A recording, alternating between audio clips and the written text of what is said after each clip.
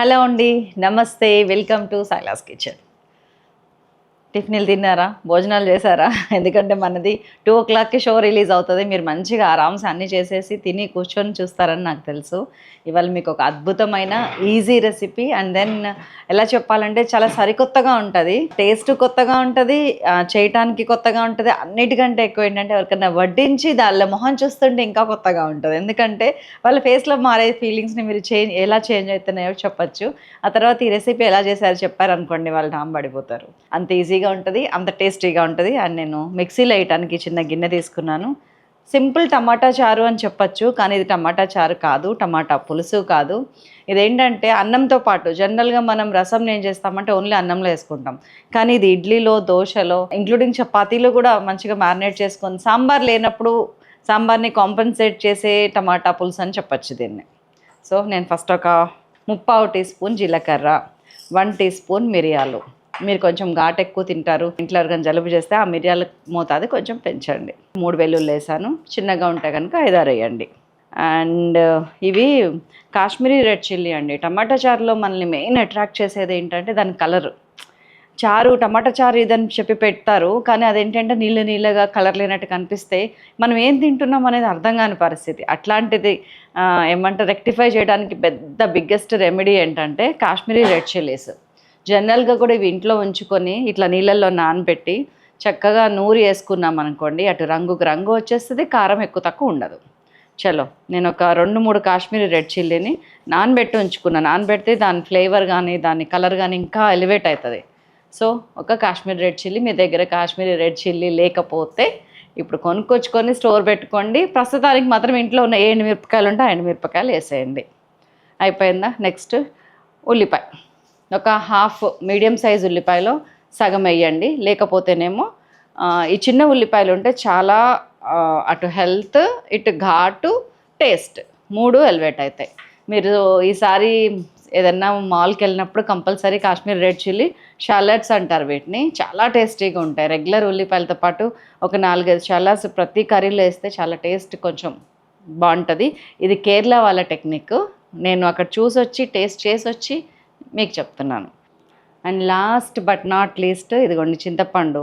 5 గ్రాముల కన్నా కూడా తక్కువ. ఇందులో పులుపు వేసినట్టు అనిపించకూడదు, లైట్గా పులుపు ఉండాలి. మన టమాటా చారు లెక్కన ఎక్కువ పులుపు ఉండకూడదు. దీన్ని చెప్పాను కదా, ఇది ఇడ్లీ దోశలోకి కూడా అని, అందుకని కొంచెం ఒక 3 గ్రాములు అనుకోండి చింతపండు, అంతే.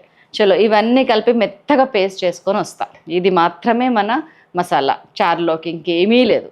చలో సో ఒక 2-3 టీ స్పూన్స్ అంటే 1 టేబుల్ స్పూన్ నూనె తీసుకున్నాను. లిటిల్ మన చారుకి ఎంత నూనె పడుతుందో అంతే, నథింగ్ స్పెషల్. అండ్ ఇదిగోండి మన బుజ్జి తాలింపు గింజల డబ్బా. పచ్చిశనగపప్పు, మినపప్పు, జీలకర్ర, ఆవాలు, మిరియాలు, ఇంగువ, ఎండుమిరపకాయలు. ఇందులో ఏం లేదో చెప్పండి, మీరు గెస్ట్ చేయండి. ఇంకేమేమి మీరైతే ఏమేమి పెడతారు? మెంతులు లేవు, ఒకటి క్లూ ఇచ్చాను, ఇంకా చెప్పండి. వీలుంటే కామెంట్ బాక్స్లో రాయండి. నూనె 70% వేడెక్కగానే తాలింపు వేయటం స్టార్ట్ చేస్తే మన తాలింపు పర్ఫెక్ట్గా వస్తుంది. జస్ట్ ఒక 1/2 టీ స్పూన్ ఆవాలు, దాన్ని కొంచెం చిటపట అననివ్వండి. ఒక 1/2 టీ స్పూన్ జీలకర్ర. ఎక్కువ తక్కువ తాలింపులో వేసే ముచ్చట లేదు. అండ్ కొద్దిగా ఇది నాటు ఇంగువ, అందుకనే వెరీ లిటిల్ వేస్తున్నాను. మీరు డబ్బా ఇంగువ వేస్తే కనుక కొంచెం ఎక్కువ వేయండి. నేను 1/10 స్పూన్ వేసాను, మీరు 1/4 వేసుకోవచ్చు. రెగ్యులర్ మనం షాప్స్లో కొనేదైతే. మీరు పండించారా అనండి. 2-3 ఎండుమిరపకాయలు, కరివేపాకు వేసిన తర్వాత ఒక 1/4 టీ స్పూన్ ఎండు కారం వేయండి. ఇది కూడా నేను కలర్ కోసమే యాడ్ చేస్తున్నాను. నూనెలో ఒక్కసారి ఎండు కారం వేసి చూడండి టమాటా చారు పెట్టేటప్పుడు, ఆ తర్వాత దాని కలర్ చూడండి. దీనిలోకి ఇదిగోండి టమాటా గుజ్జు ప్యూరీ గ్రైండ్ చేసింది, ఆ కారం మాడక ముందే వేసేసేయండి. ఇది 3 టమాటాలు, 3 మీడియం సైజ్ టమాటాలు, కొంచెం మరీ చిన్నవి కాదు, 3 మీడియం సైజ్ టమాటాలు. ఆ తొడిమ ఫస్ట్ది కట్ చేసి మిగతా టమాటా యాజ్ ఇట్ ఈజ్గా గ్రైండ్ చేయండి. ఉడకపెట్టక్కర్లేదు, తోలు తీయక్కర్లేదు. ఇప్పుడు హై పెడుతున్నాను, నాకు ఇప్పుడు గ్రిప్ దొరికింది. తాలింపు మాడకుండా అండ్ టమాటా చెదరకుండా. మిగతా ఇంగ్రీడియంట్స్ అన్నీ ఇప్పుడు వేసేసుకుంటాను. చూడండి ఇదిగోండి 1/4 టీ స్పూన్ పసుపు వేస్తున్నాను, దగ్గర 1 టీ స్పూన్ ఉప్పు వేసాను, ఇది 1/2 టీ స్పూన్. ఇదిగోండి మనం గ్రైండ్ చేసుకున్నాం కదా ఇందాక, అది వేసేస్తున్నాను. ఇది కూడా గుజ్జే. దీనిలో ఏమేమి ఉన్నాయో మీరు ఇందాక చూశారు.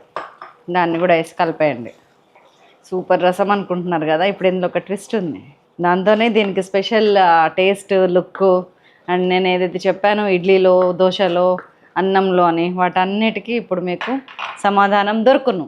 సో ఇప్పుడు మీకు ఎంత వాటర్ పడుతుంది అనుకుంటున్నారు? టమాటా చారుకి ఇంత వాటర్ చాలు నిజానికి. ఇదిగోండి, ఇంకొంచెం కన్సిస్టెన్సీ ఇలా అయితే బాగుంటుంది. కానీ దీనికి డబుల్ నీళ్ళు పోయాలి, అదే ట్విస్ట్ ఇక్కడ. చాలా చిక్కగా బాగుంది కదా, ఉల్లిపాయ వేసాము అంతే. మీరు ఇలా కూడా తాగొచ్చు కావాలంటే.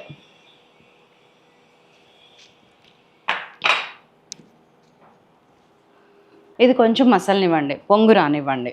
అప్పటిదాకా హైలోనే ఉంచండి. మసులుతుంది చూసారా? ఈ టైంలో ఏం చేస్తారంటే కొంచెం అట్లా ఒక 30 సెకండ్స్ మరగగానే ఇది దోశపిండి. ఈ దోశపిండిని 1 గంట ఇందులో వేయండి, వేసి కలపండి. దీంతో ఎంత ఎక్స్ట్రా టేస్ట్ వస్తుందో మీరే చూడండి.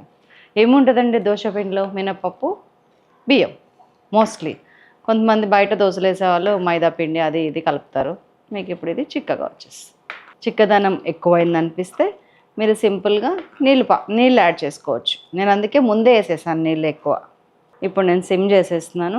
సిమ్లో ఒక 2-3 నిమిషాల పాటు మసాలానిస్తాను. టమాటాలు ఉడకాలి అండ్ ఆ బియ్యపిండి, వేసిన బియ్యపిండి ఏదైతే ఉందో అది కూడా ఉడకాలి.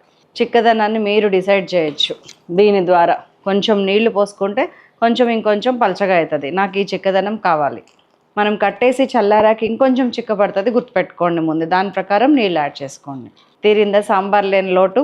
ఇటు నీళ్ళ చారులాగా లేదు, ఇటు 1% కూడా. కానీ ఎక్స్ట్రా టేస్ట్ మనకి పాయసంలో, బియ్యంతో ఉండే ఏ రెసిపీలో ఉన్న ఎంత టేస్ట్ వస్తుంది కమ్మదనం, దీంట్లో కూడా అంత కమ్మదనం ఉంటుంది. చక్కగా మసులుతుంది చూసారా? కొంచెం తగ్గిస్తున్నా. దాదాపు 3-4 నిమిషాల నుంచి మసులుతుందండి. కన్సిస్టెన్సీ ఇదిగోండి, చారు కాదు సాంబారు కాదు. ఎందుకంటే చల్లారాక ఇంకొంచెం చిక్కబడుతుంది. అండ్ మనకి కొంచెం ఏదో బియ్యం నీళ్ళలో వేయలేదని నేను బాధపడ్డాను కదా, అది కూడా కరిగిపోయింది. అంటే ఉడికే కొద్దీ ఇట్లా ఉడికి విడిపోతుంది కదా అట్లాగా. కానీ ఎందుకు వచ్చిన రిస్క్ అండి? చక్కగా 1 గంట అది తీసుకొని నీళ్ళల్లో మిక్స్ చేసుకున్న తర్వాత కలుపుకుంటే ఏ టెన్షన్ ఉండదు మనకి. మంచిగా కొత్తిమీర వేసుకుంటున్నాను. కొంచెం ఉప్పు కొంచెం తక్కువ ఉండనివ్వండి. ఎందుకంటే మనం ఇడ్లీ దోశలో వేసుకోవటానికి, అందులో ఇడ్లీలో దోశలో కూడా ఉప్పు ఉంటుంది, మీకు తెలుసు కదా. అప్పుడు ఎక్కువైపోతుంది. ఇదిగోండి, వేడి వేడి మసలే ఇట్లా ఇడ్లీ మీద సాంబార్ వేసుకున్నట్టు వేస్తే. ఇప్పుడు సాంబార్ ఈజీనా, ఈ టమాటా చారు ఈజీనానండి ఇడ్లీలోకి. దోశలోకి కూడా సూపర్ ఉంటుంది. ఇది పక్కకు పెట్టుకుంటున్నాం. నేను కట్టేసేదాకా కూడా నా మనశ్శాంతి లేదనమాట.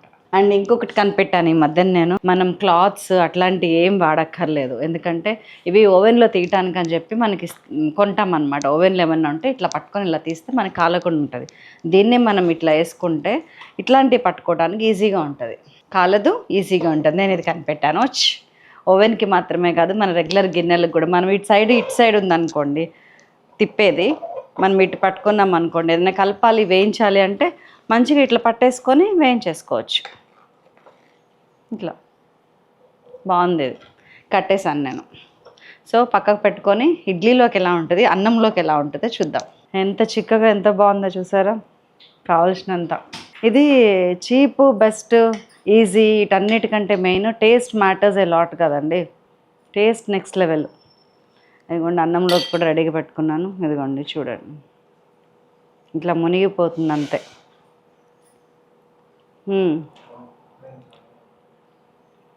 నెక్స్ట్ లెవెల్ ఉంది యాజ్ యూజువల్. చాలా చాలా చాలా చాలా టేస్టీ కదా. అండ్ ఇడ్లీ పిండితో కూడా చేసుకోవచ్చు. ఇది దోశ పిండితో ఏంటంటే మినపప్పు బాగుంటుంది, బియ్యం పిండి బాగుంటుంది. ఇడ్లీ పిండిలో ఏంటంటే మనం రవ్వ వేస్తాము, అది కొంచెం మనకి ఆడ్ స్మెల్ వస్తేమో అని డౌట్ ఉంటుంది, అవసరం లేదు. మీరు దోశ పిండిలో కూడా చాలా బాగుంటుంది. ఇడ్లీ అయితే నెక్స్ట్ లెవెల్ ఉంది. అండ్ అన్నంలోకి చక్కగా ఇట్లా వేసుకొని చిక్కగా చాలా బాగుంటుంది. అండ్ ఇంకొకటి, ఆలుగడ్డతో కూడా సాంబారు చేయొచ్చు, చాలా బాగుంటుంది కందిపప్పు లేకుండా. అది కూడా ఒక నెక్స్ట్ లెవెల్ రెసిపీ, మీకు చూపిస్తాను త్వరలో. స్టే ట్యూన్డ్ అండి, చూస్తూ ఉండండి. మీకు కావాల్సినవి, ఇంట్లోకి కావాల్సినవి, గెస్ట్లు వచ్చినప్పుడు చేయాల్సినవి అన్నీ చెప్తూ ఉంటాను. పాత వీడియోస్ కూడా ఒకసారి వెళ్ళి చూడండి. మన ఛానల్లో ఏదైనా లేదు మీకు కావాల్సింది అనిపిస్తే నాకు మెసేజ్ చేయండి.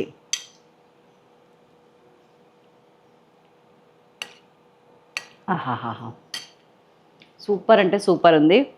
మీరు ఇందులో ఏం తగ్గద్దు. కొంచెం పులుపు తినేవాళ్ళు మాత్రం ఇంకొంచెం చింతపండు వేసుకోవచ్చు. నేనైతే ఇంకొంచెం చింతపండు వేస్తాను, పులుపు తినేవాళ్ళు.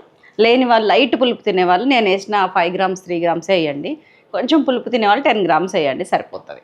ఓకేనా? ఉండనా మరి? మరొక అద్భుతమైన రెసిపీతో మిమ్మల్ని మళ్ళీ కలుస్తాను. అంతవరకు సెలవు. నమస్తే.